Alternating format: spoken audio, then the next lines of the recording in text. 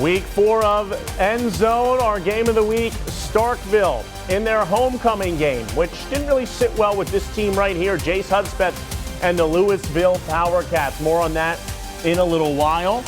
The Columbus Falcons made the trek up 45 to take on the Golden Wave of Tupelo on that blue field right there.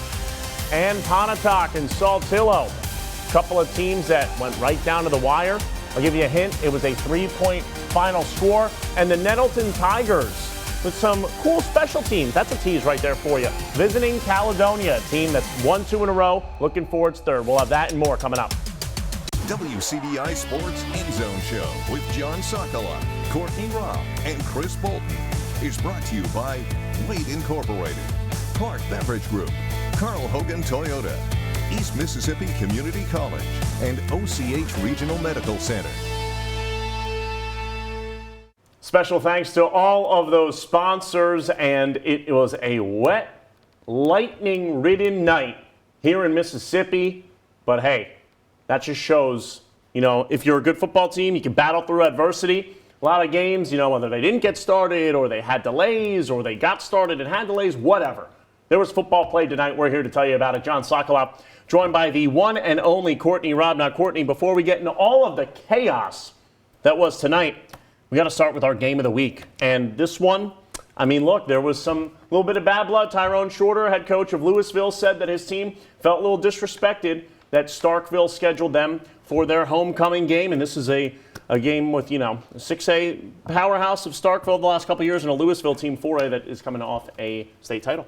And I don't blame Coach Shorter at all for feeling slighted just because of you typically schedule a team you're going to beat for your homecoming game, right? No one wants to lose homecoming. And this is also a Starkville team that's younger and a little bit rusty. Haven't had a ton of playing time so far this season. And so I think Louisville was going to give them slightly more of a shock than maybe they were all anticipating. Oh, yeah. And they're like, listen, you don't schedule us for that. We're a state title team.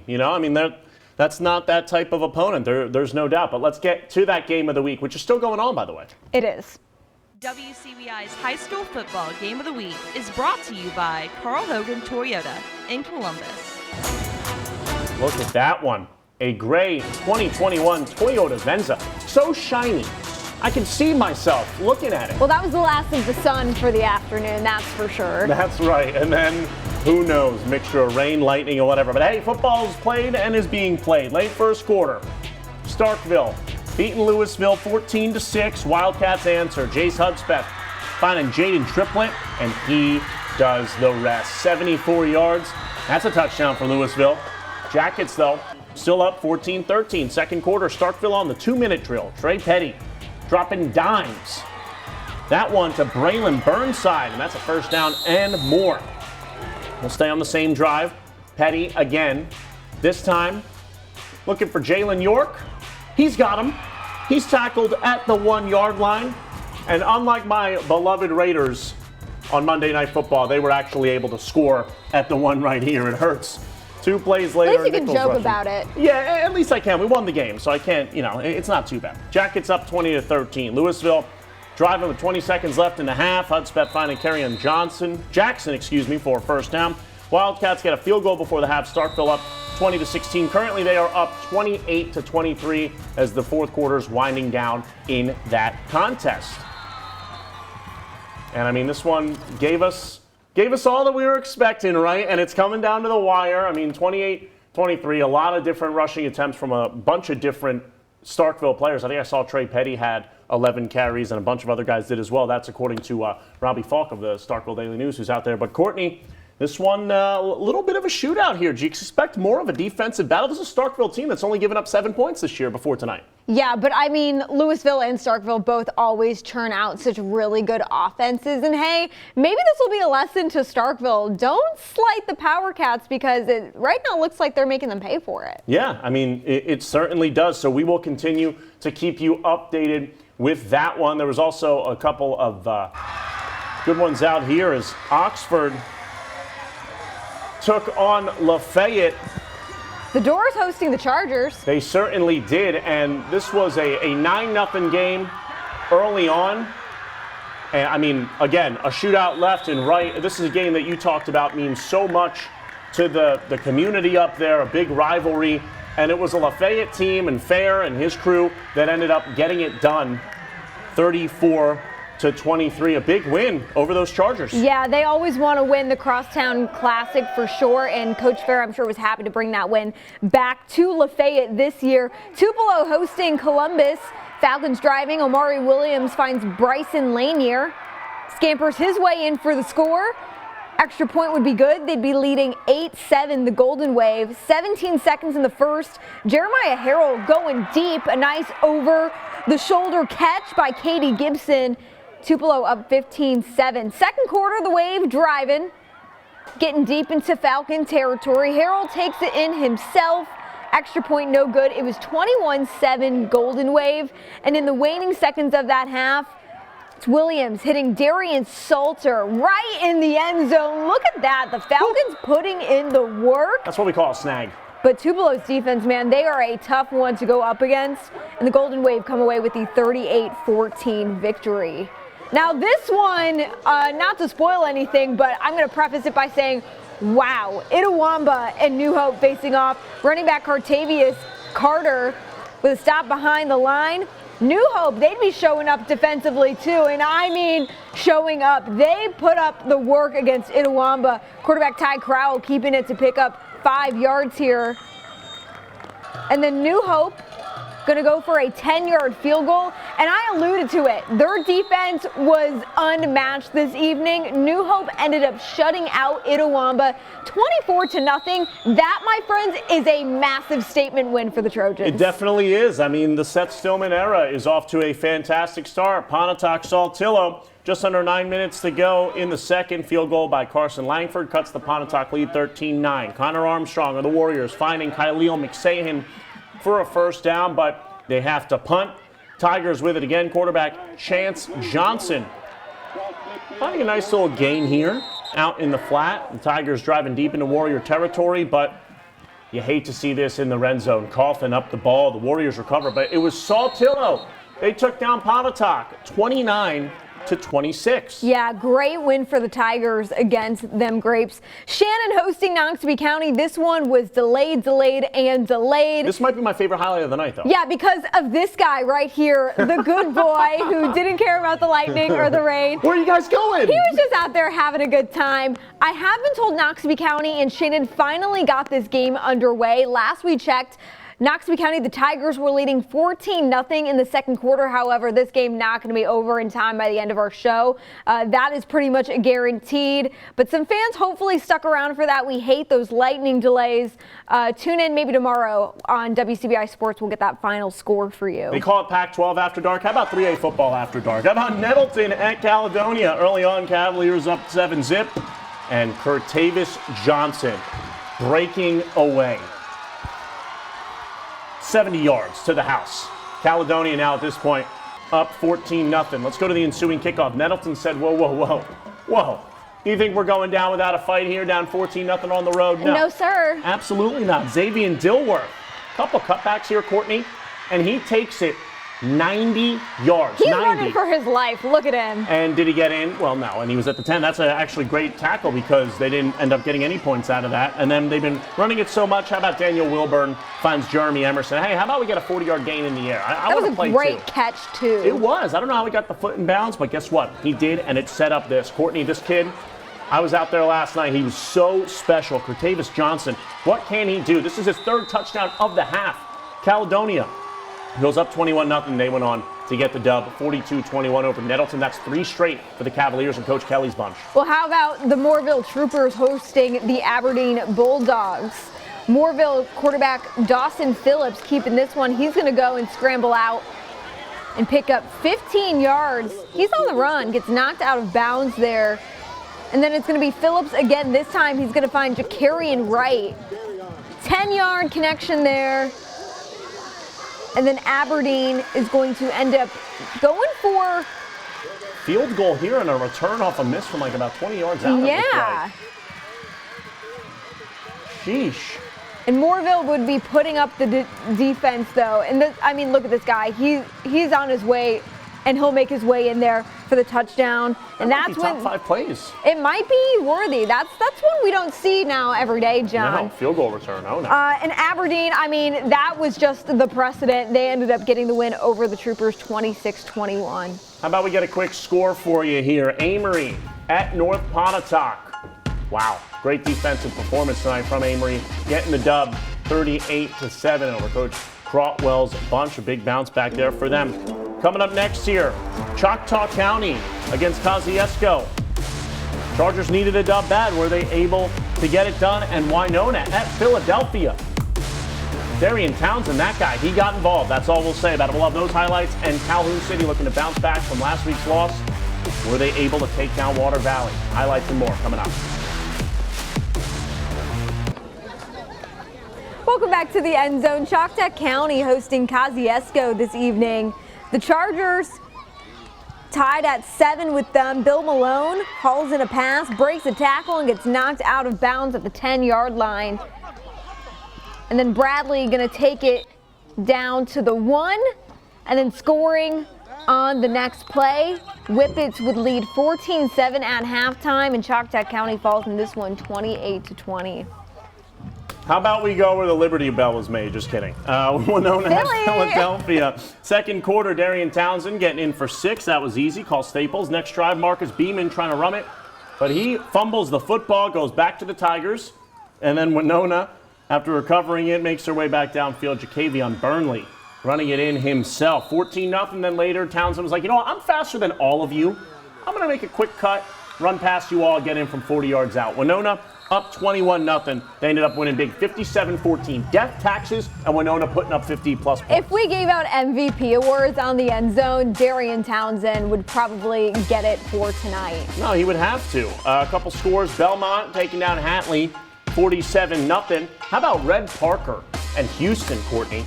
You're a big Red 24. Parker guy. He's a good kid. You are the Red Parker hype man every single week. I mean, rightfully so. Allegedly. Good job by the Hilltoppers in this one, 46-24. Mantachi, another man that we have to give some credit to, Ken Adams and company, for coming away with a shutout over Thrasher, 42-0. And Calhoun City hosting Water Valley, John. This one was crazy. On the opening drive, City looking to pick up some positive yardage, but running back Dre Hatchett is hit. The ball comes loose. Quay Crothers scoops it up, but Water Valley taking over and getting downfield to set up Crothers for a 5-yard touchdown. He was getting it done on both sides of the ball early on. And after a bobbled field goal snap, the Blue Devils were up 6-0. Wildcats answered with another 5-yard touchdown. They'd go for 2. The Wildcats would be up 8-6.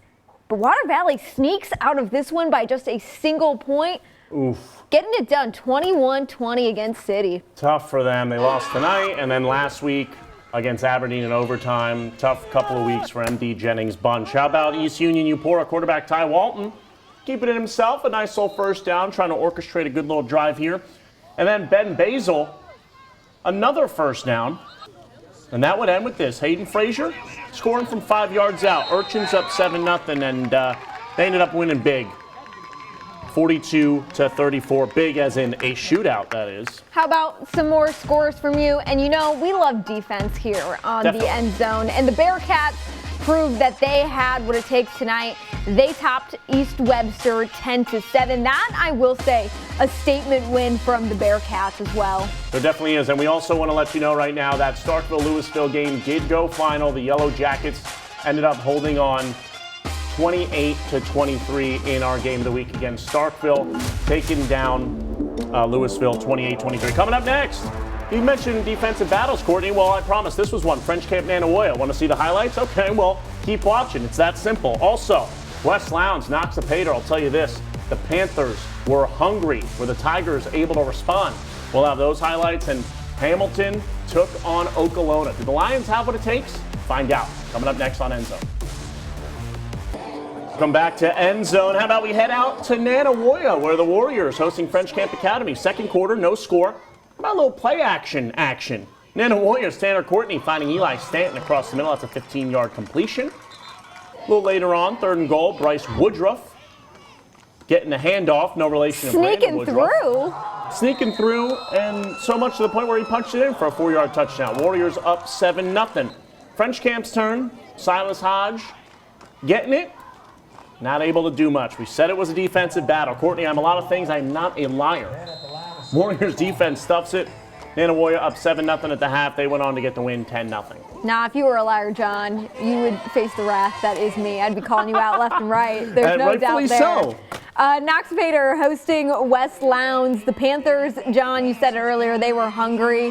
Right here, Katie Carter picking up a huge gain, though, for Knox Vader. Look at him go. He is on the run. If you've got the confidence to wear neon shoes, you got to be fast. That's I could true. never pull it off. But the Panther defense was there to come up with the stop. And then right here, Carter snap goes over his head. And West Lowndes, again, their defense meant business this evening. They recover the fumble. And then they would try to capitalize off the turnover, and not to give anything away, but they do. Marquez Shelton going around the left end, scoring on a 25-yard run. West Lowndes led 38-0 at halftime, Sheesh. and they weren't done because they went on to get the 58-0 shutout. How about that?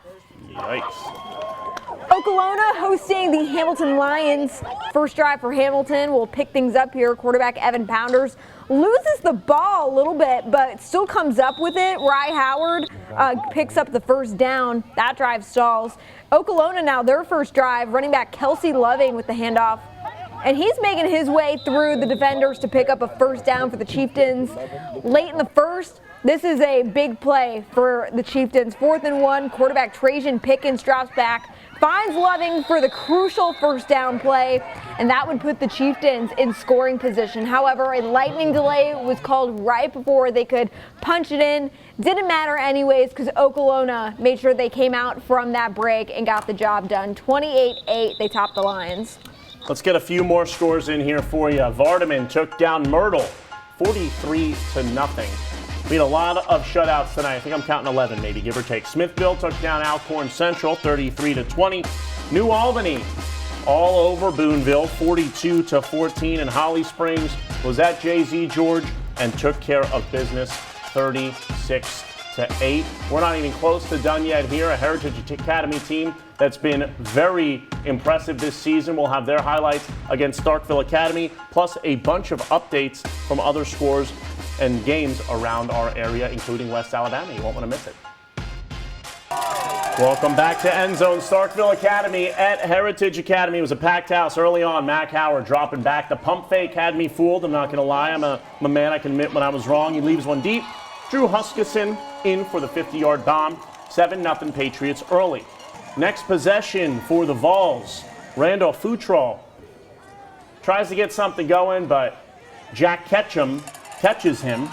I'm sorry for that pun. I want to apologize. I see what you did there, and you know, I'm honestly great. okay with it. All right. I'll let it slide this time. All right, well, that's a sack. Mac Howard trying to add to the lead, gets in some trouble. Check this out. As he's being pulled down, connects on a 20-yard completion to Mitchell Woodard. Very impressive The throw. man is a cheat code. He really is, but there was a lightning delay, so both schools had to go into the locker rooms, and Heritage ended up getting the win 30-0. Heritage continues to impress. How about we do some more scores for you? Let's do it. Winston Academy getting the win over Winona Christian, 34-7. That's a big win for Winston Academy. How about that? Calhoun Academy as well. We talked about shutouts, and Calhoun Academy, no exception, shutting out Kemper Academy, 54-0. And moving into some scores from West Alabama, Gordo doing Gordo things. 38-0, another shutout. Shutouts were everywhere tonight. I think I counted 11. Yeah, that might be a record. It's gotta be. An end zone record. South Lamar getting another shutout, getting the dub over Brilliant. Not so brilliant tonight because the Stallions.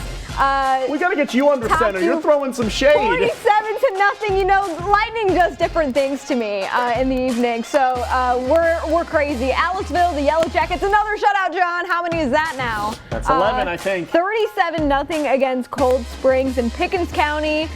This one wasn't a shutout, but the Tornadoes still did what they had to do to get the 28-7 win. Sheesh. 11 shutouts, I believe.